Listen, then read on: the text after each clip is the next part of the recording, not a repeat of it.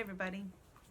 Today I've got my flower pot earrings on because I have one of my favorite books called Miss Rumphius about a cool lady who travels the world and makes it more beautiful.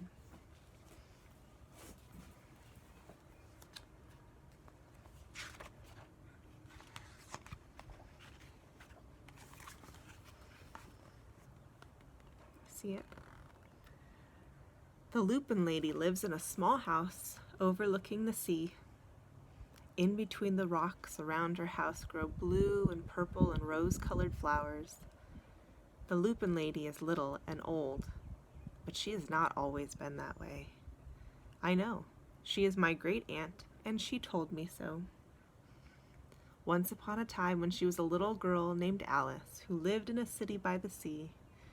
From the front stoop she could see the wharves and the bristling masts of tall ships. Many years ago, her grandfather had come to America on a large sailing ship.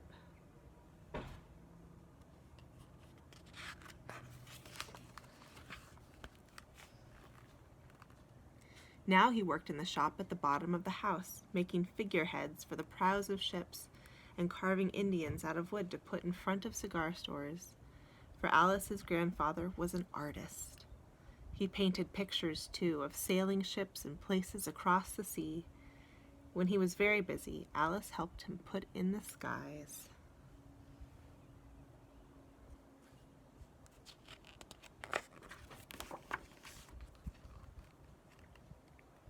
In the evening, Alice sat on her grandfather's knee and listened to his stories of faraway places. When he had finished, Alice would say, "When I grow up, I too want to go to faraway places, and when I grow old, I too will live beside the sea." "That is all very well, little Alice," said her grandfather, "but there is a third thing that you must do." "What is that?" asked Alice. "You must do something to make the world more beautiful," said her grandfather. "All right," said Alice, but she did not know what that would be. In the meantime, Alice got up and washed her face and ate porridge for breakfast. She went to school and came home and did her homework, and pretty soon she was a grown-up.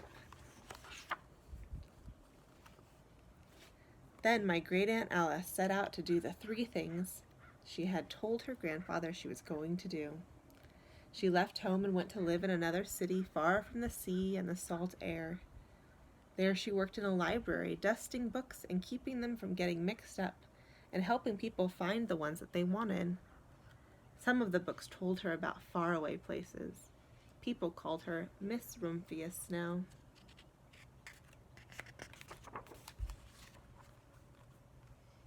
Sometimes she went to the conservatory in the middle of the park. When she stepped inside on a wintry day, the warm, moist air wrapped itself around her, and the sweet smell of jasmine filled her nose. "This is almost like a tropical isle," said Miss Rumphius, "but not quite."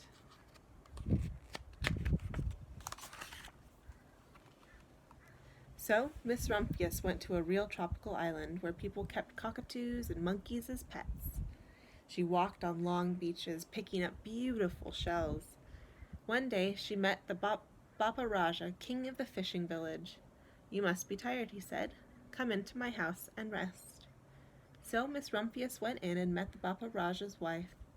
The Bapa Raja himself fetched a green coconut and cut off a slice off the top so that Miss Rumphius could drink the coconut water inside.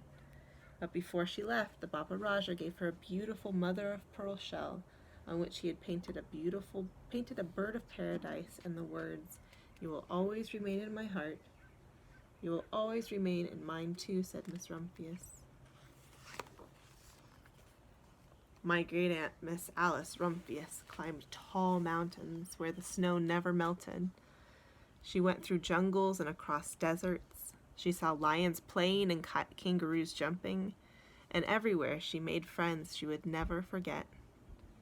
Finally, she came to the land of the lotus eaters, and there, getting off a camel, she hurt her back. "What a foolish thing to do," said Miss Rumphius. "Well, I certainly have seen faraway places. Maybe it is time to find my place by the sea." And it was, and she did.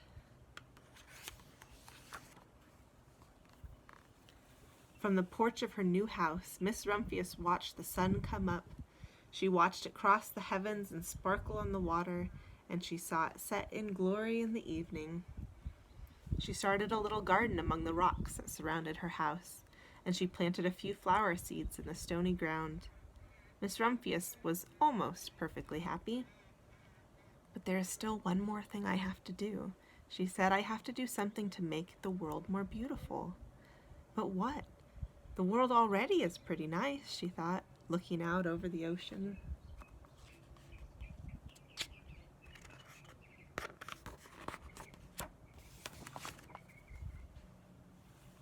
The next spring, Miss Rumphius was not very well.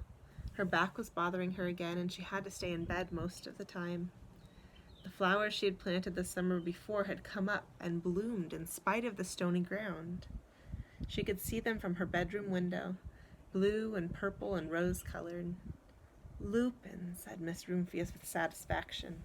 I have always loved lupins the best.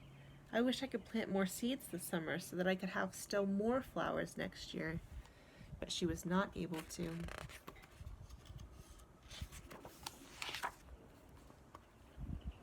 After a hard winter, spring came. Miss Rumphius was feeling much better. Now she could take walks again. One afternoon she started to go up and over the hill where she had not been in a long time. I don't believe my eyes, she cried when she got to the top. For there on the other side of the hill was a large patch of blue and purple and rose-colored lupins. It was the wind, she said as she knelt in delight. It was the wind that brought the seeds from my garden here, and the birds must have helped. Then Miss Rumphius had a wonderful idea.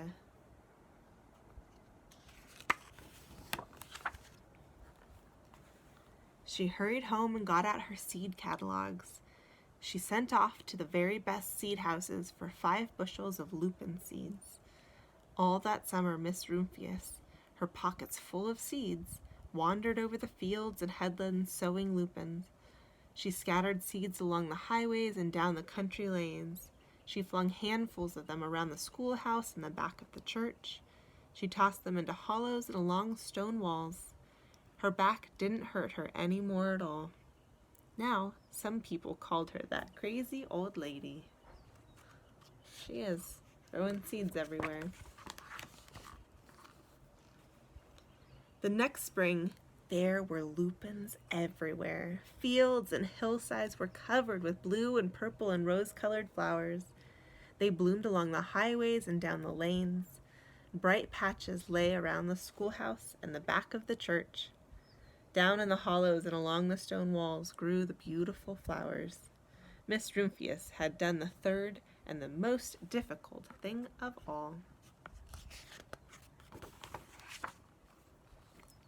My great-aunt Rumphius is very old now. Her hair is very white. Every year there are more and more lupins. Now they call her the Lupin Lady. Sometimes my friends stand with me outside her gate, curious to see the old lady who planted the fields of lupins. When she invites us in, they come slowly. They think she is the oldest woman in the world. Often she tells us stories of faraway places. When I grow up, I tell her, I too will go to faraway places and come home to live by the sea. That is all very well, little Alice, says my aunt, but there is a third thing you must do. What is that, I ask. You must do something to make the world more beautiful. All right, I say.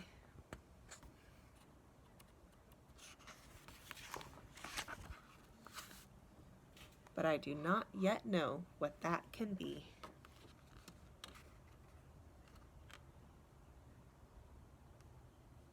The end. We can all think about how we can make the world more beautiful. See you tomorrow.